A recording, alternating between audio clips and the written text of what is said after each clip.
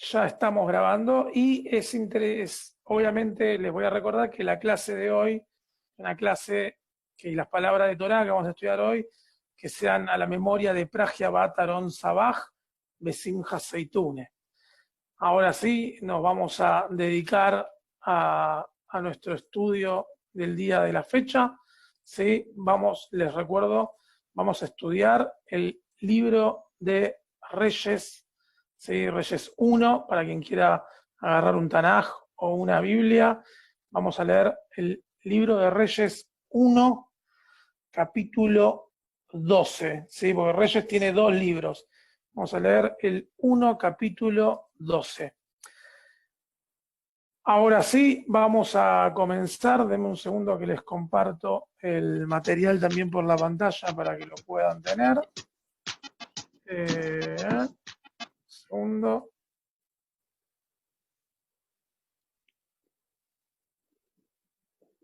A ver. Nos está abriendo el material que me está fallando hoy el material. Ahí va.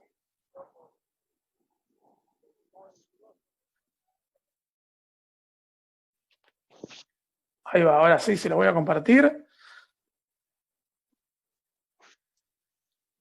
¿Dónde estás? No te encuentro. Acá apareciste. Ahí va. Bueno, yo les agregué al material de la clase, además les puse unos pequeños agregados de capítulos anteriores. Y esto dice así. Dice así, Rehoboam fue a Siquem, ¿sí? Rehoboam, les voy a poner un poco en contexto. Rehoboam es el hijo del rey Salomón, del rey Shlomo. Dice así, se muere Shlomo y Rehoboam, el hijo, fue a Siquem porque todo Israel había venido a Siquem para hacerlo rey. Se lo iban a nombrar rey al hijo del rey Salomón.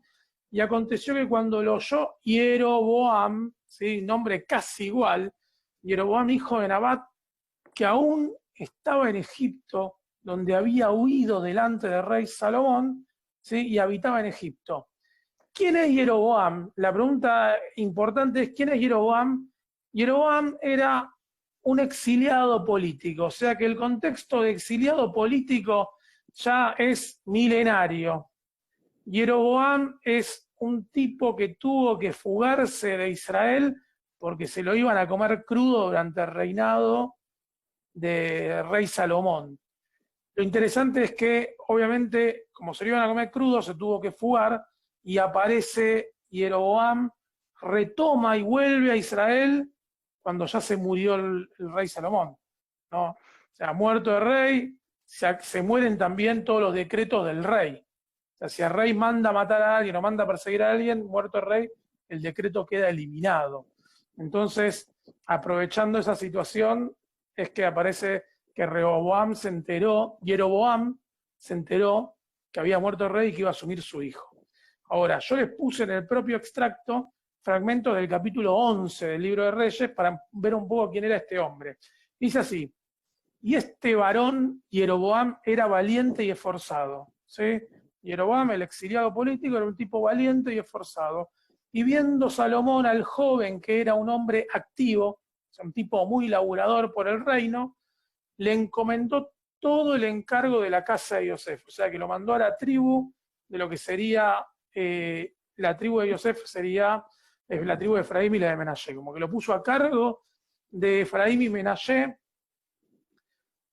Y aconteció pues que en aquel tiempo, que saliendo Jeroboam de Jerusalén, lo encontró en el camino el profeta Ahías Shiloní, ¿sí? Ahías Silonita en español, Ahías Ashiloní en hebreo, y este estaba cubierto con una capa nueva, o sea, iba caminando Ahías Shiloní con su capa, ¿sí? Y ¿qué hace? Dice así, estaba con su capa nueva y la rompió en 12 pedazos.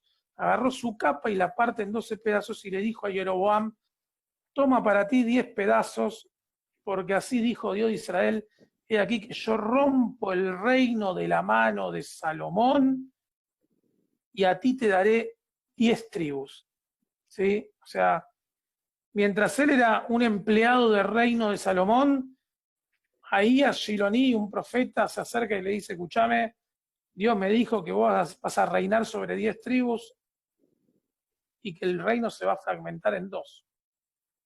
Y él tendrá una tribu por amor a David, mi siervo, o sea, una tribu le va a quedar por el amor de David, y por amor a Jerusalén, ciudad que yo he elegido de todas las tribus de Israel. O sea, una para Binyamin, y una, o sea, se va a quedar con Binyamin y se va a quedar con Jerusalén.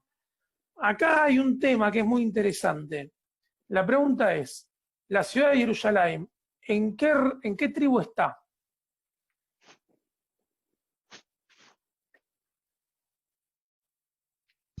No estaba en la de Yehudá.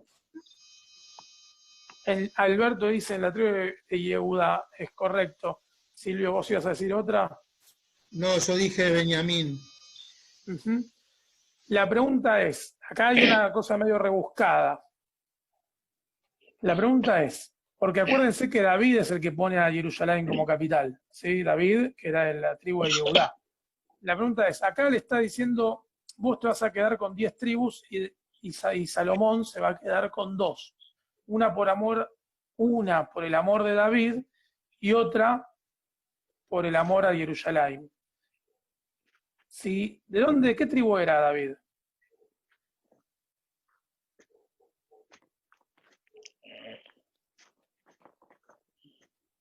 ¿De qué tribu era David?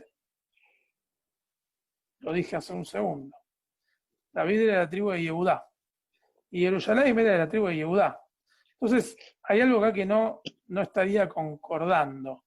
¿Sí? Si le dice, el otro se va a quedar con 2 tribus, uno por el amor de David y otro por el amor a Jerusalén. Las 2 son las mismas tribus. Entonces, ¿dónde cae Binyamin acá?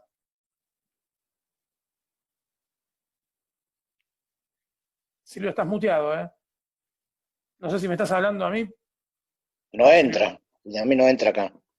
Binyamin sí entra, pero el problema es ¿por qué entra?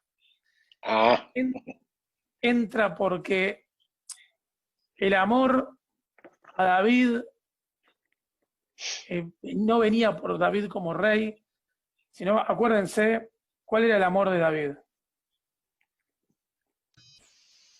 ¿No era Saúl? No, el hijo de Saúl. Jonathan. ¿Y Jonathan de qué tribu era? De Binyamin. De Benjamín. O sea que por el amor que le tenía a David, anexa Binyamin, ¿sí? Y por el amor a Jerusalén, anexa Jerusalén, ¿sí? Anexa Yehudá. Acá otra vez nos queda claro que la relación de David con Jonathan era más que amistad. ¿Sí? Por si todavía no nos quedaba claro, una vez muerto seguía habiendo como temas con respecto a eso.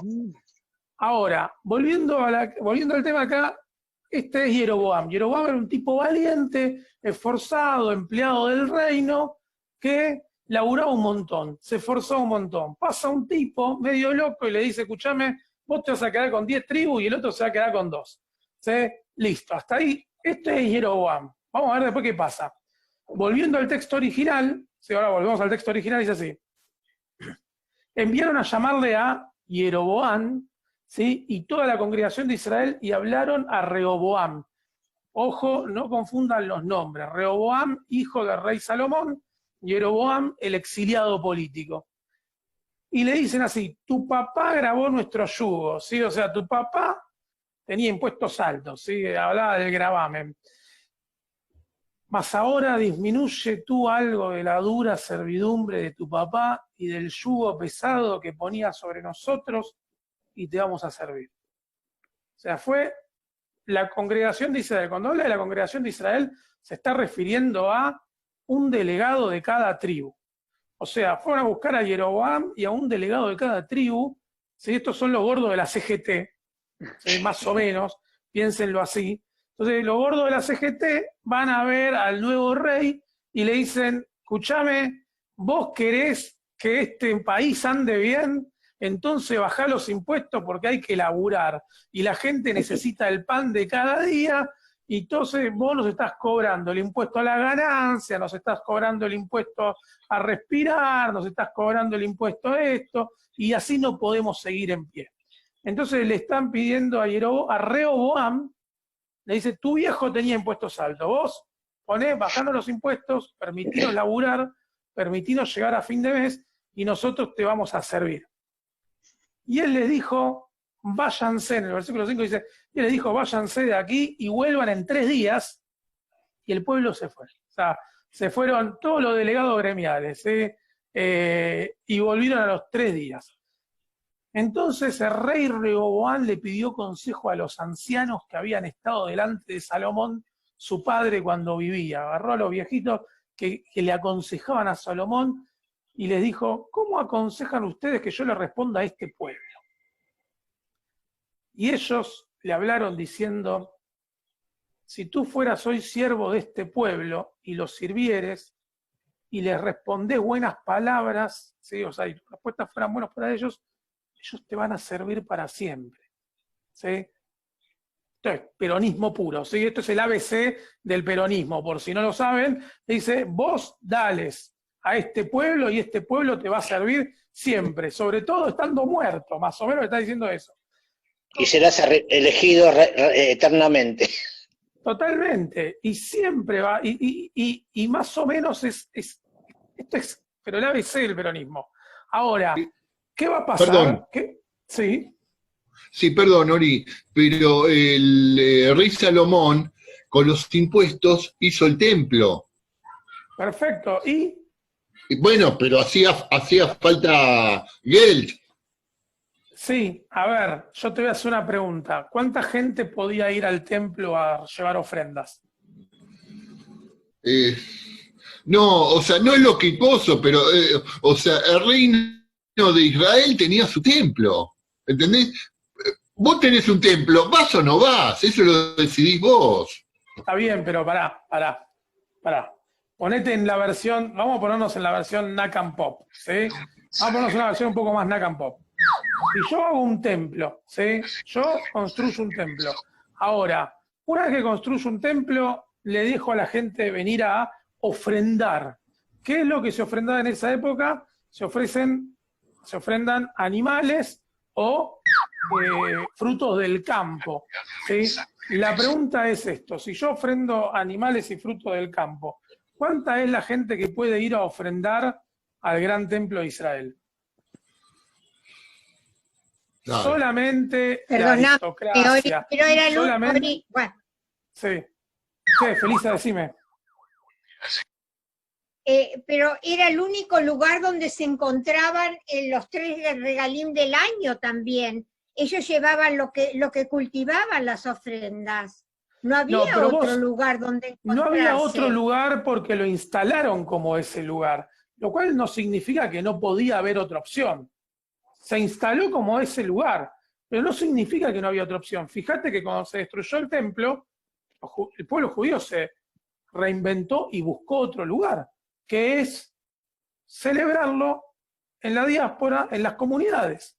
Así que eso no significa, ustedes piensan en el gran templo como si fuese, no sé, Benay Tikvat, Filat Shalom, Bialik de Devoto. No piensen en el templo como eso. Piénsenlo más como un lugar imponente para gente de guita. Piénsenlo como si fuese, no sé, estoy pensando, como si fuese un palacio, como si fuese, bueno, no le llega ni a los talones, pero piénsenlo como si fuese el Palacio de Versalles. ¿Por qué lo digo? Porque no era un lugar solamente para rendir culto, no era un lugar donde iba el populacho. Adriana. Sí, como que lo dijiste vos ya un poco más políticamente correcta, porque mi respuesta para los que recién opinaron, que fue Horacio y Felisa, ¿no? Osvaldo, yo soy Horacio. Osvaldo, perdón. Es que para nosotros es muy fácil pensar, pero hizo el templo, bla, porque estamos todos calentitos en nuestra casa conectados en internet. Pero en Ujú. realidad, si vos estás pasando hambre y sos un pueblo, o sea, perteneces a un pueblo pobre, que te estén pidiendo que lo poco que te entra se vaya en un impuesto para hacer un templo, te va a importar poco y nada, porque vos querés comer. Totalmente, es que la respuesta es claramente esa. Por eso yo le decía, piensen Hay en que los viajar muy delegados. cerca, hay que ¿Qué viajar cosa? ni caminando o a qué forma iban. No, es que claramente tampoco había el peregrinaje al templo. No es que hoy agarras el auto y te vas al templo, ¿sí? Entonces, la gente del interior no podía acceder. Estamos hablando de un templo hecho solamente para la aristocracia y para la realeza. ¿Sí? Por eso hubo tanto conflicto en la época de la destrucción del templo con los sacerdotes. Los sacerdotes formaban parte de una aristocracia y los fariseos, los rabinos, formaban parte del Nakan Pop. ¿Sí? Así que piénsenlo así. Acá todavía no existía la tradición rabínica, pero sí existía el concepto del Nakan Pop, del acá el rey nos saca para él y para sus pocos amigos. Y eso es un problema porque acá la mitad no puede ir a ofrendar al templo. ¿Por qué? Porque no tenemos nada, porque somos pobres empleados de los hacendados. O sea, concepto, a ver, los conflictos de clase no los inventó Marx, Marx los visibilizó, ¿sí? Pero el conflicto de clase existió siempre. Ahora, vamos a seguir con el texto. Lo van a buscar y le dice, escuchá, tu viejo nos ponía impuestos carísimos, y este le pregunta a la gente grande, y la gente grande, sabia, inteligente, le va a decir, bueno, mirá, si vos bajás los impuestos, ellos te van a servir siempre. O sea, si le das al pueblo para que el pueblo pueda vivir y sentirse bien, ellos siempre te van a defender y te van a apoyar. Pero él dejó de lado el consejo de los ancianos. Miren, lean el versículo 8, es tremendo. Pero él dejó de lado el consejo de los ancianos, le habían dado, y pidió el consejo a los jóvenes que se habían criado con él y estaban delante de él. ¿Quiénes son los jóvenes que se habían criado con él? Los pibes de la elite, ¿sí? El high school, los pibes que hablaban 2 o 3 idiomas, los pibes de los hijos de los hacendados, ¿sí? Va y habla con ellos. ¿Qué problemas pueden tener ellos, no? Entonces, en el versículo 9 le dice, y les dijo, ¿cómo aconsejan ustedes que le responda a este pueblo que me ha hablado diciendo, disminuye algo del yugo de tu padre que puso sobre nosotros? Entonces los jóvenes que se habían criado con él le respondieron diciendo, así le vas a hablar a este pueblo que te ha dicho estas palabras. Sí, o sea, los pibes del high school le dijeron, decirles esto, ¿sí? Estos serían más o menos los pibes del Pestalozzi, para que de Belgrano me va a entender, ¿sí? Los pibes del Pestalozzi le dijeron esto, ¿sí? Tu padre agravó nuestro yugo, ¿sí? Mas tú disminúyenos algo, y así le vas a responder, el menor dedo de los míos es más grueso que el lomo de mi padre. Ahora pues, si mi padre los cargó de pesado yugo, yo le voy a añadir a ustedes vuestro yugo. Si mi padre los castigó con azotes, yo los voy a castigar con escorpiones. ¿Sí? Esa fue la respuesta que le dieron los niños bien. Ahora, esto es un problema. ¿Por qué? Porque claramente el conflicto social que había en Israel no era religioso, era de Masari, era de guita. ¿Sí? Había un problema económico. La gente estaba, el pueblo estaba oprimido al punto de que ya no tenían más plata para seguir dándole al reino, y el reino lo seguía apretando y apretando y apretando. Aprovecharon la llegada de un nuevo rey, le dijeron, no podemos más, y los amigos del rey le dicen, no, si tu papá le daba latigazos, vos tirale escorpiones, que aprendan estos pibes, que aprendan a esta gente que tienen que pagar. Entonces dice así, al tercer día vino Jeroboam con todo el pueblo a Rehoboam. O sea, al tercer día Jeroboam, acuérdense, el exiliado político, cayó con todo lo de la CGT, ¿sí? Con el gremio de taxis, el gremio de construcción, ¿sí? Con Daer, cayeron todos juntos, ¿sí? Van todos y le dicen a Rehoboam, ¿y ¿en qué quedamos? ¿Sí? Y el rey le respondió al pueblo duramente, dejando el consejo de los ancianos que le habían dado, y les habló conforme al consejo de los jóvenes, diciendo: mi padre agravó vuestro yugo, pero yo añadiré a vuestro yugo. Mi padre los castigó con latigazos, yo los voy a castigar con escorpiones. Y él no oyó, y no oyó el rey al pueblo, porque era designio de Dios para confirmar la palabra que el Señor le había hablado por medio de Ahías Shiloni a Jeroboam, hijo de Nabat. ¿Sí? Acá hay algo raro, porque dice: y no oyó el pueblo al rey. Punto y coma. Si este punto y coma respeta el orden del Tanaj. Y de repente tira esto, porque así lo había pactado Dios. Dios quería que esto pase así. Hay que ver si Dios quería que pase así. Ahora lo vamos a charlar. Ahora, cuando el pueblo vio que el rey no les había oído, le respondió estas palabras, diciendo: ¿qué parte tenemos nosotros con David? ¿Sí? Como la respuesta de qué parte tenemos nosotros con David significa: ¿y qué corno tenemos nosotros que ver con la realeza? ¿Sí? O sea, ¿por qué alimentamos a la realeza? Si nosotros no somos parte de esto, no tenemos herencia del hijo de Isaí. ¿Sí? O sea, nosotros no tenemos nada de Israel, nada del reino de Israel. Entonces gritan: Israel, a tus tiendas. ¿Qué significa a tus tiendas? A tu casa. No, a levantarse en armas. Vamos a hacer una guerra civil, esto se divide, esto se rompe todo. ¿Sí? Acá rompieron todo. Y dice así: provee ahora en tu casa, David. ¿Sí? Provee ahora, ahora vas a reinar solamente en tu casa, que es Yehudá. Nosotros nos tomamos el palo. ¿Sí? Esto es más o menos como Cataluña intentando separarse de España. ¿Por qué? Porque Cataluña es la parte de España la más rica, la que más plata genera, la que más campos tiene, más riquezas, y el reclamo de Cataluña es: nosotros sostenemos a España.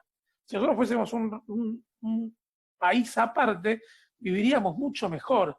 Esto es como el plan de coparticipación. Yo me meto en política todo el tiempo, ¿sí? A mí me gusta hablar de política. Esto es como el plan de coparticipación federal, ¿sí? Que siempre está el reclamo de las provincias. No sé si alguna vez escucharon hablar del plan de coparticipación federal, pero todos ponen el dinero que recaudan de la provincia al Estado, y el Estado lo distribuye, entre comillas, de manera equitativa. ¿Sí? Ahora, obviamente, hay provincias que le hacen juicio al Estado porque le dicen: escúchame, la guita acá no llega, ¿sí? El plan de coparticipación federal no está funcionando. Pero también hay provincias como la de Buenos Aires, la provincia de Buenos Aires, no sé si se acuerdan, el año pasado, no, hace 2 o 3 años, Vidal le hizo un pequeño juicio a Macri, donde Macri le dijo: pero escúchame, estamos del mismo lado, ¿qué estás haciendo? ¿No se acuerdan? Vidal le hizo un juicio a Macri por el plan de coparticipación federal. ¿Por qué? Porque en la provincia de Buenos Aires le entrega al Estado el 70% del plan de coparticipación federal, pero cuando recibe nada, migajas. Pero sostener la provincia, que tiene más de la mitad de la población del país, es más difícil, o sea que no funciona, ¿no? Hay algo que ahí que no está funcionando. Por eso en su momento Macri, para tratar de salvar las papas del fuego, porque se lo querían comer crudo, lo que hizo es le habilitó a las provincias a poner impuestos nuevos. Entonces algunas provincias inventaron impuestos raros para poder generar plata. Así como en Cava nos mataron con el ABL, ¿sí? En otras provincias inventaron otros impuestos. Ahora, volviendo al tema, acá lo que pasa es que se genera una ruptura en el reino solamente por una cuestión. A ver, yo digo solamente y no es solamente por una cuestión económica, y no es solamente una cuestión económica, es una cuestión de clase, es una cuestión de división, es una cuestión, es mucho más profunda la división la división del reino de Israel. Pero terminan yéndose 10, imagínense, 10 provincias, ¿sí? 10 tribus se te dividen de todo un reino, con lo cual claramente no era una pequeña facción la que pedía el bajo de impuestos, ¿sí? O sea, no es que era un pequeño grupito de de personas que estaban pidiendo que se bajen los impuestos. Era la gran mayoría. Y acá está en la ceguera del poder de no poder ver la necesidad del pueblo y no entender lo que le está pasando al pueblo. Que eso es lo que le pasa a la mayoría de los políticos cuando llegan al poder, ¿sí? No entender la necesidad de la gente invisibilizada, ¿sí? Pero bueno, eso es algo que no compete a esta clase, que estamos estudiando Torá. Pero como dicen algunos, todo es Torá. Así que quizás hasta podríamos llegar a hablarlo. Pero bueno, vamos a seguir con esta clase. Cuestiones que arman terminan haciendo un conflicto civil y el reino se termina dividiendo en dos. ¿Sí? Estábamos en el versículo 16 y dice así, el versículo 17 así, dice, y reinó Rehoboam sobre los hijos de Israel que moraban en las ciudades de Yehudá. ¿Sí? O sea, en la ciudad de Yehudá y anexada como ciudad chiquita era Binyamin. Y el rey Rehoboam envió a Adoram, que estaba sobre los tributos, ¿sí? Imagínense, Rehoboam envía a Adoram. Adoram era como el que cobraba los impuestos, ¿sí? El que estaba sobre los tributos, sobre lo tributario. Pero lo apedreó todo Israel y murió. O sea, claro, Rehoboam quiso hacer la vista gorda, como que acá no ha pasado nada, y lo manda a Adoram a cobrar los impuestos a las tribus, ¿sí?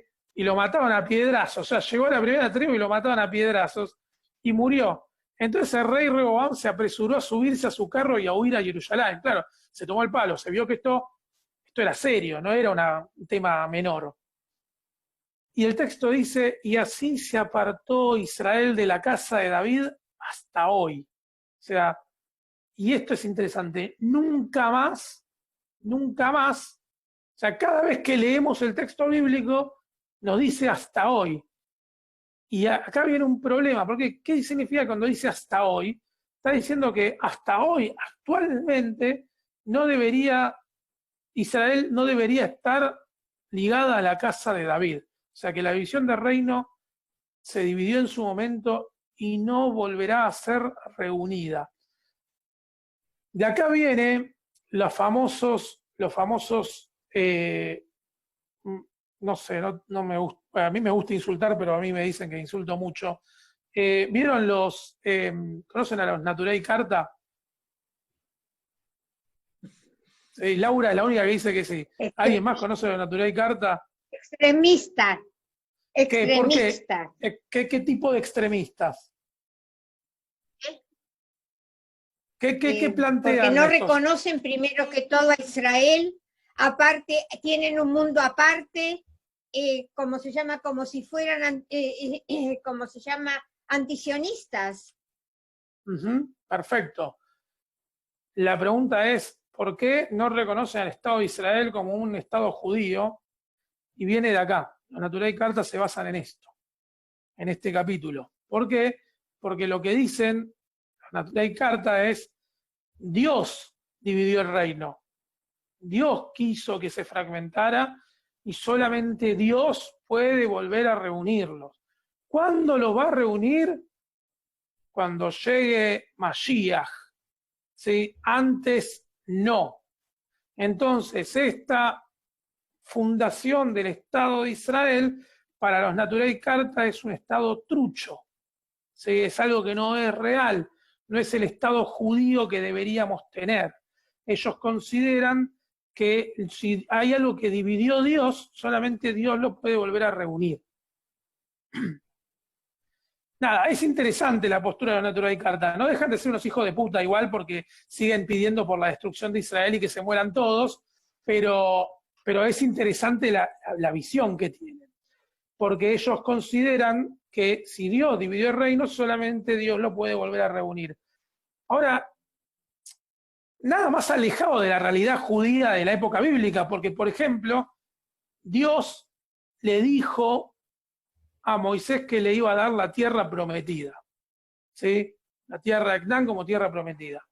Y cuando llega llega el pueblo de Israel a Eretz Nan, ¿qué tienen que hacer?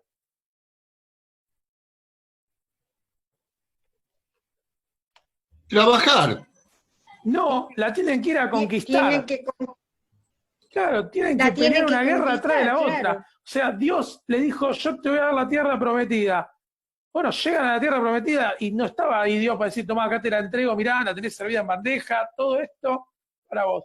Tuvieron que entrar y conquistarla, ¿sí? Y no fue algo de 3 meses ni de 6 meses. Fue un trabajo mucho más difícil. Con lo cual, acá nos queda en claro algo muy importante, y es que el mayor conflicto que tiene los Naturei Karta es, no pueden pensarse más allá del texto, porque, por ejemplo, si lo piensan por un segundo, cuando Dios le promete a Moshe, y también le promete a Abraham, a Isaac y a Jacob, que le va a dar una tierra para su familia, y Dios no se la está dando en bandeja. Le está diciendo, no, viejo, pero tenés que entrar y conquistarla. Si vos haces las cosas bien, va a ser tuya.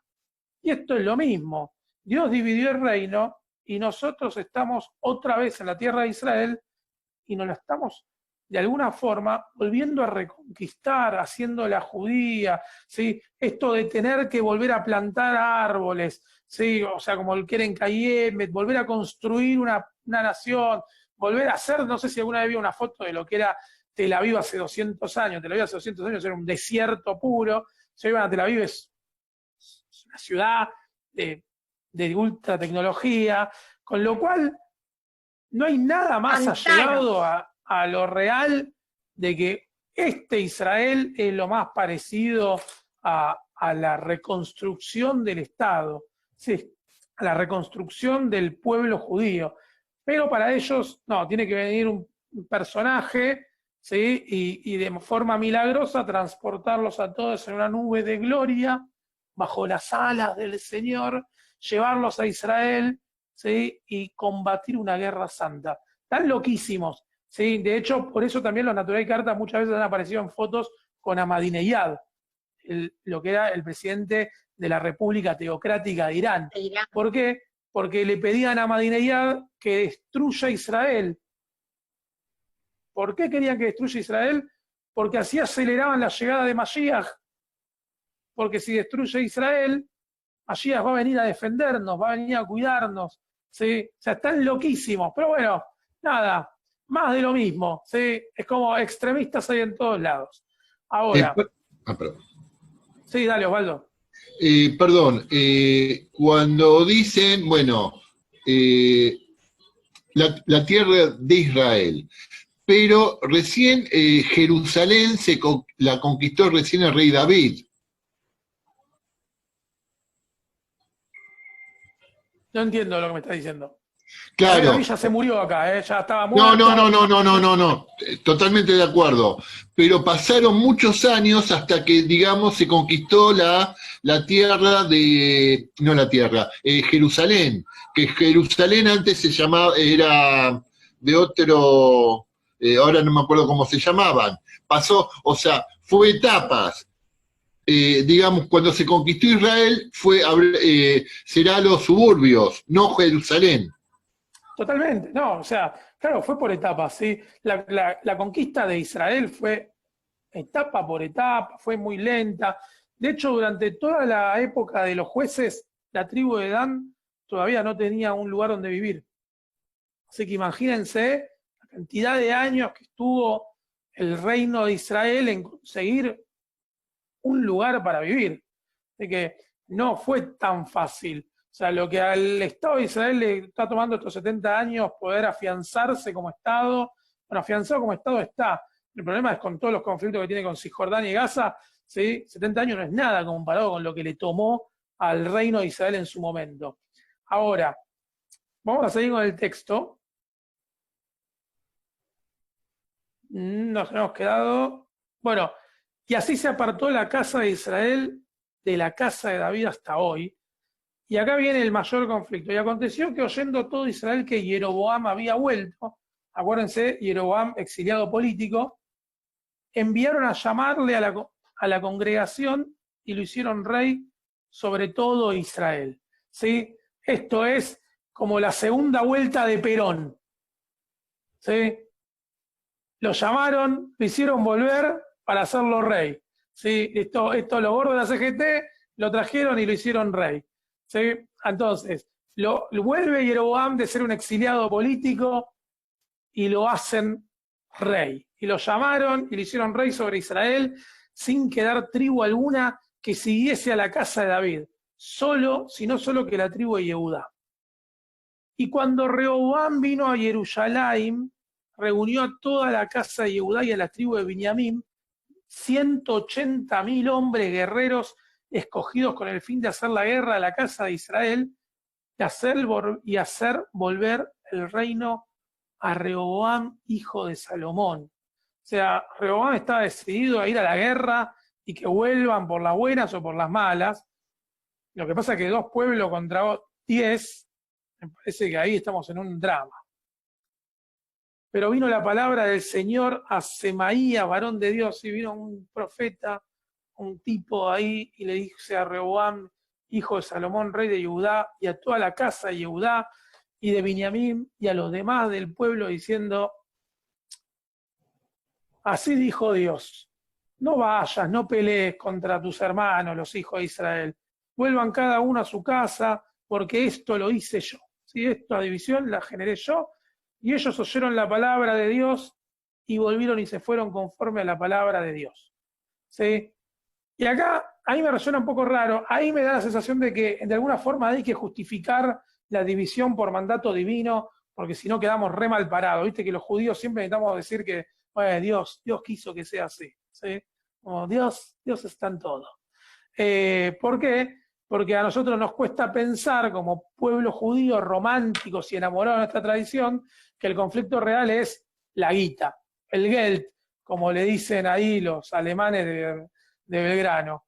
Entonces, la cuestión es... Los alemanes, che, no somos alemanes, por favor. ¿Cómo? Benedictino es una comunidad alemana, judía alemana. Vinieron de Alemania, vinieron. Perdón, Zipora.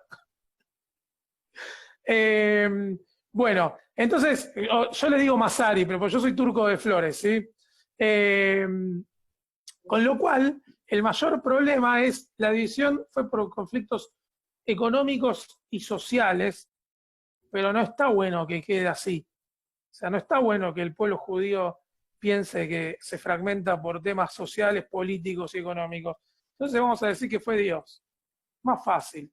¿Sí? Es más fácil decir que Dios quiso que sea así.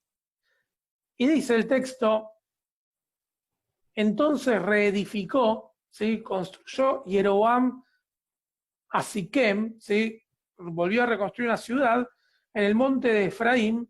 ¿Sí? Acuérdense que Efraín es hijo de Yosef. O sea, la tribu de Efraín es la tribu que sería de Yosef. Y habitó en ella, y saliendo de allí reedificó en Penuel. O sea, se armó su reino en Siquem, ¿sí? Y después reedificó en Penuel. Y acá les traje unos versículos de Divrei Hayamim. Divrei Hayamim es el libro, para quien tiene una Biblia en castellano, se llama Crónicas, ¿sí? Divrei Hayamim en hebreo, que es el último capítulo del Tanaj.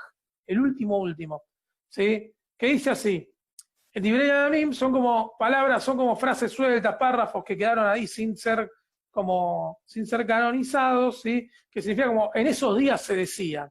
Divrei Hayamim, se hablaba en esos días, ¿sí? Y dice así, que reforzó Rehoboam también las fortalezas. O sea, Rehoboam, el que quedó con Yehudá, reforzó las fortalezas, como que se armó militarmente, como que se preparó como para la guerra.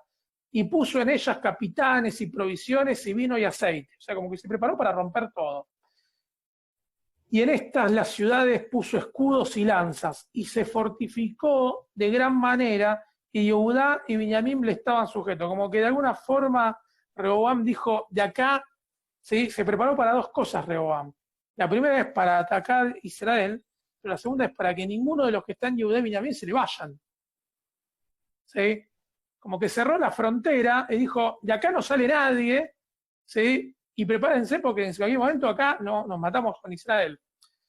Y los sacerdotes y levitas que estaban en todo Israel se juntaron a él desde todos los lugares donde vivían. E hizo traer a todos los sacerdotes y levitas que estaban distribuidos por Israel. ¿Por qué los hace traer y por qué le hacen caso? Porque acuérdense que los sacerdotes y los levitas también eran parte de la aristocracia. Eran los mantenidos del reino. ¿Por qué? Porque el levita trabajaba para los templos. Entonces eran los mantenidos del reino. Si se quedan en el lado de Israel van a tener que laburar. Si se quedan en el lado de Yehudá, los sigue manteniendo el reino. Entonces vuelven todos los que tenían, los que vivían del Estado, vuelven para Israel, para Yehudá. Y dijo Jeroboam en su corazón. ¿Sí? Acá cambiamos, ahora viene Jeroboam, el exiliado político, el nuevo rey de Israel. Ahora se volverá el reino a la casa de David. ¿Sí? ¿Qué está diciendo Jeroboam? Jeroboam se preocupa y dice, uy, nos quedamos sin sacerdotes en las ciudades, nos quedamos sin levitas, ahora el pueblo cuando quiera rezar o quiera ir a hablar con el sacerdote no va a tener dónde corno ir y van a querer volver a la casa de David, o sea, van a querer volver a la casa de Judá. O sea, acá hay un conflicto latente constante. El primero es, nos dividimos por la plata, pero la gente es un pueblo de mucha fe y el concepto de la fe está ligado, como decía Osvaldo, al templo. Si la gente, ¿qué hacían en la época del reino? Había en cada ciudad, había sacerdotes y levitas para acompañar al pueblo con sus rezos, con sus ofrendas, ¿sí? Pero al volver todos a Yehudá, si yo quiero ir a hacer una ofrenda en mi pueblo, no tengo a mi sacerdote, no tengo a mi rabino, ¿sí? Tengo que irme hasta Yehudá. Con lo cual Jeroboam dice, uy, ahora que nos dividimos, la gente cuando tenga un problema va a querer ir a Yehudá. ¿Y cuál es el problema en que vaya a ver al sacerdote a Yehudá? ¿Cuál es el mayor problema? Los van a matar. No. Lo que no podían volver. Estaba no se iban para ahí. cerrada. Los van a retener ahí para que se sumen a su tribu. No, hay algo más importante. Estaba cerrada Le van a la sacar la frontera. plata. Le van a sacar una donación para el templo. Ahí va Dani Goldschmidt. Dani Goldschmidt entiende, él es el tesorero. ¿Sí? ¿Sí? El problema acá es la guita. Van a quedar ahí. Y Jeroboam dice, uy, van a ir a rezar ahí, allá, con lo cual van a llevar el diezmo allá. Van a llevar la plata allá porque se la van a dar al sacerdote, al Cohen, a todos. No podemos perder la guita, porque por más que tengamos un reino de 10 tribus y seamos muchos, la guita va a terminar parando allá. Entonces tenemos un problema. Entonces, ¿qué va a pasar? Dice así.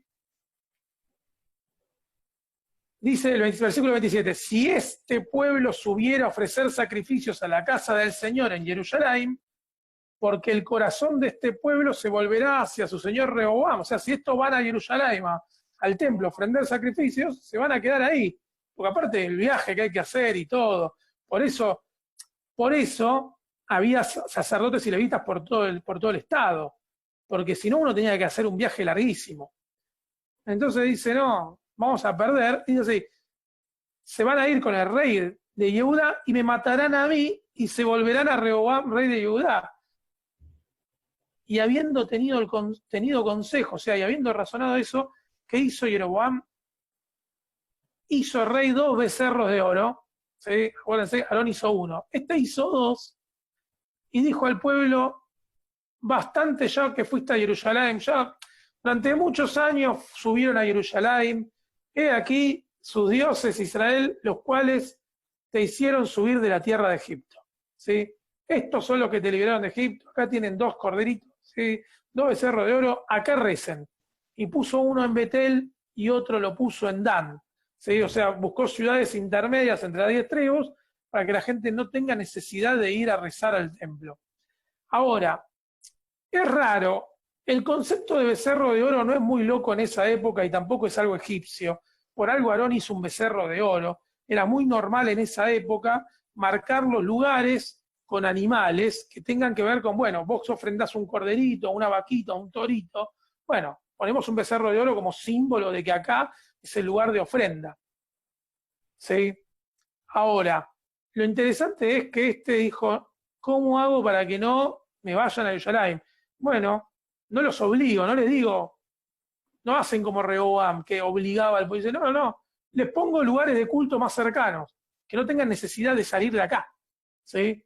Como que los puso más al servicio, a su disposición, puso el reino a su servicio. Entonces, les puso lugares de culto más cercanos e hizo también casas en lugares altos. ¿Sí? Acuérdense que la gente tendía a ofrecer sacrificios en lugares altos. Por ejemplo, acuérdense que Samuel ofrecía sacrificios en Shiloh, que era un lugar, era una montaña. ¿Por qué? Porque la gente, esto yo ya se lo dije varias veces, seguramente también en diferentes lugares lo habrán aprendido, cuando uno hacía un corbán, un sacrificio, la palabra corbán viene de karob, que significa acercarse. Yo prendo fuego a un animal, hago un asadito. ¿Por qué? Porque cuando yo hago un corbán, veo que el humo llega hasta el cielo y se pierde en el cielo. Entonces está el concepto de, yo no sé cómo hacer para que a Dios le llegue lo que yo tengo para Él. Ah, bueno, pero veo que el humo de mi ofrenda llega hasta el cielo y se distribuye ahí. O sea que por lo menos el dedo meñique de Dios le tiene que tocar la ofrenda. Así como de ahí viene el concepto de sacrificio. Ahora, el mayor problema es, ¿cómo hago para que le llegue a Dios seguro? Bueno, subo a la montaña, estoy más cerca del cielo. Entonces, sí era común ofrendar en los lugares altos. Por eso, Jerusalén es un lugar alto. Jerusalén se lo eligió como lugar de culto porque era un lugar alto. Ahora, volviendo al texto, dice así, dice así, entonces hizo también casas en lugares altos e hizo sacerdotes de entre el pueblo. Y agarró a, no sé, 10 gatos locos y dijo, vos vas a ser sacerdote de acá, vos vas a ser sacerdote de allá, vos vas a ser sacerdote de allá. Que no eran hijos de Leví. O sea, agarró, no sé, un grupito y dijo, bueno, ¿saben qué? Ustedes van a ser sacerdotes a partir de mañana. Sí, a partir de mañana ustedes son empleados del Estado. Hizo eso. ¿Sí? Entonces instituyó, si algo les suena con lo que pasa en el país, es pura coincidencia. ¿Sí? Entonces instituyó Jeroboam fiestas solemnes en el mes octavo, a los 15 días del mes, conforme a la fiesta solemne que se celebraba en Yehudá. Y sacrificó sobre el altar e hizo allí en Betel, ofreciendo sacrificios a los becerros que había hecho, y ordenó también en Betel sacerdotes para los lugares altos que había fabricado. O sea, como que inventó fiestas, así como el feriado de Güemes. Yo sé que algunos se van a enojar, pero el feriado de Güemes lo pidió Salta. Como somos un país federal, está bien, le vamos a conceder a Salta el feriado de Güemes, pero esto es lo mismo. Inventó fechas, inventó fiestas para que la gente vaya a llevar plata, a llevar el dinero, ¿sí? y a ofrendar cosas, y así empezó a recaudar.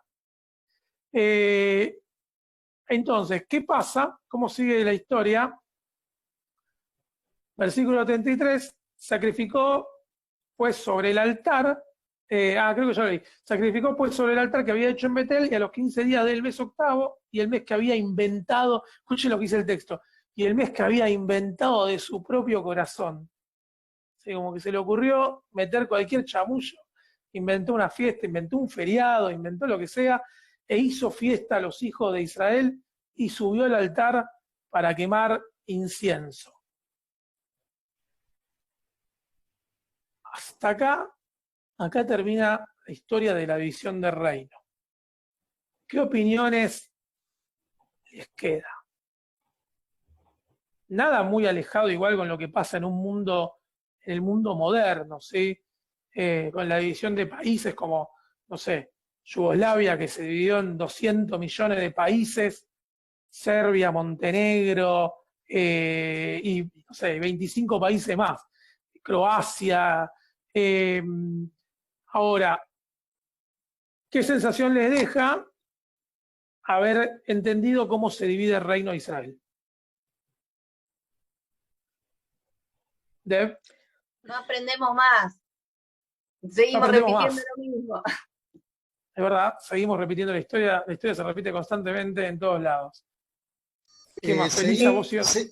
Siempre hay intereses creados. Ujú.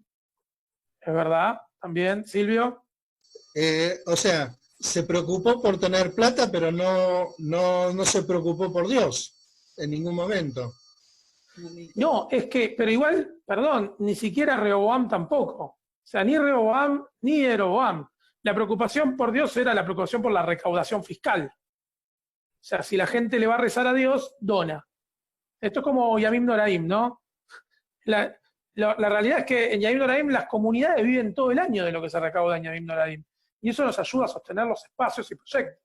Ahora, una cosa no quita la otra. Hoy en Yamim Noraim nosotros no nos olvidamos del concepto de Yamim Noraim. Acá, Jeroboam y Rehoboam básicamente solamente les preocupó la recaudación. Inventaron lugares de culto, el otro se llevó todos los Kohanim y los Leviim, como que el otro inventó sacerdotes, que acá había que recaudar, y la recaudación iba por ese lado. Igual podemos pensar que hicieron una religión para ellos, para sus beneficios. Sí. Sí, la única diferencia acá, yo creo que la única diferencia acá, nosotros después estudiamos que después de Rehoboam asumió otro reino, después vino Ahab. Ahab, acuérdense, tenía un palacio de marfil, el reino de Israel era muy fuerte, y el reino de Israel decidía que el reino de Judá lo acompañaba en la guerra. Acuérdense que Ahab hizo disfrazar al rey de Israel, ¿sí? Como rey de... acuérdense que el rey de Israel, Ahab, hizo disfrazar al rey de Judá para ir a la guerra, ¿sí? Como que manipulaba la situación. O sea, claramente el reino de Israel, una vez que se dividió de Judá, tomó mucho más poder y tomó mucho más protagonismo que Yehudá. Pero también se hizo fuerte porque formaron un Estado pensando más en el pueblo, aunque en realidad los intereses por dentro no eran tan del pueblo. ¿Me explico? Era como una falsa, un falso knock and pop. Hacemos todo esto pensando en el pueblo, pero en realidad no lo hacían pensando en el pueblo. Lo hacían pensando en sus propios intereses. Si no, por ejemplo, Ahab no mataba a Nabot para quedarse en una viña, ¿sí? Era como un expropiese, ¿sí? Se quedó con un terreno. En el capítulo, hace 2 capítulos, cuando vimos hace 2 semanas la viña de Nabot. Ahora, lo interesante acá es que todo lo que estudiamos en las últimas 2-3 semanas de Tanaj, tranquilamente lo podemos traer a la tierra de hoy. O sea, el mundo de hoy, y pasa exactamente lo mismo. Como dice Deb, no aprendemos más. Pero de verdad no aprendemos más. La historia siempre se repite. Lo loco es que se repita, porque uno dice, uno tiene que estudiar y aprender para que no se repita la historia. Bueno, no, parece que no. No entra en la cabeza de... Sí, no entra dentro de los parámetros. No entra en la cabeza. Pero es muy interesante la división del reino, muy interesante lo que pasa con la tradición judía a partir de ahí, cómo cambia, cómo se modifica. Y es muy interesante porque, esto ya lo vimos en relatos talmúdicos, que después, obviamente, de hecho lo charlamos ayer, Silvio no estaba en alguna actividad que preparó Dani Goldschmidt. Esto lo vimos ayer, que lo volvimos a ver ayer, es el conflicto y el debate que tenemos también por la división de Israel en la época de Rabban Yohanan ben Zakkai. Que Rabban Yohanan ben Zakkai también entregó Jerusalén por sus propios intereses políticos, sociales y financieros. Como que todo el tiempo nos estamos entregando, es como somos un desastre, ¿sí?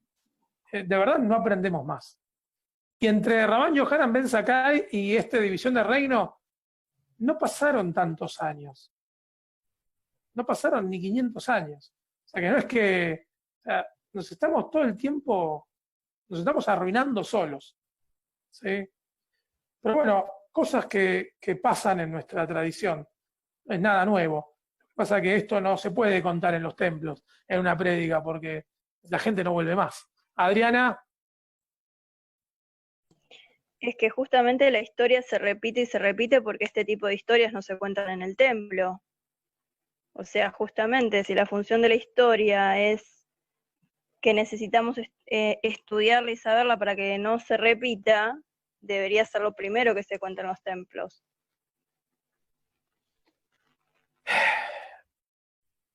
ay Adriana, me dejas pensando. Yo te voy a explicar por qué yo no lo contaría en un templo, que no sé si es la respuesta que te va a decir cualquier persona.